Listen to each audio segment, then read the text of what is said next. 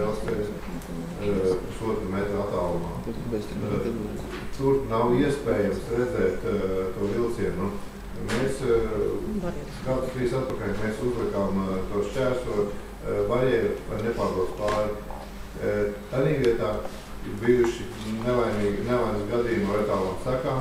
Ja mēs skatāmies pārogļu, vēl tālāk ir bijuši nelaimes gadījumi ar letālām sekām. Šis ir zem jebkuras kritikas šis jautājums. Es vēl nelūdzu, deputāti, ja jums interesē kaut kas, aizbrauciet un paskatieties, šī ēka ir nojaucama, tāpēc, ka tās ir lamats mūsu bērniem.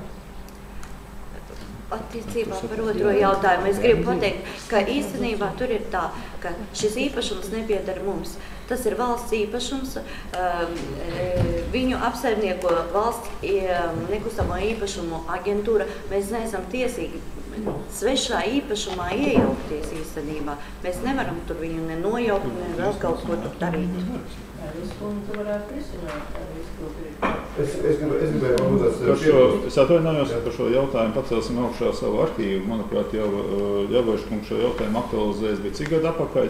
Mēs rakstījām arī oficiālas vēstules valsts nekustamo īpašumu aģentūrai atrisināt šo jautājumu. Šeit būtu īstā vieta, kur Nacionālā apvienība varētu savus spēkus pielikt un ar valsts līmeni to jautājumu pabīdīt, lai arī mūsu valsts institūcijas rēķinās ar mūsu prasībām. Tas ir valsts īpašums, kas pieder valstī šobrīd. Kalmeņkungs.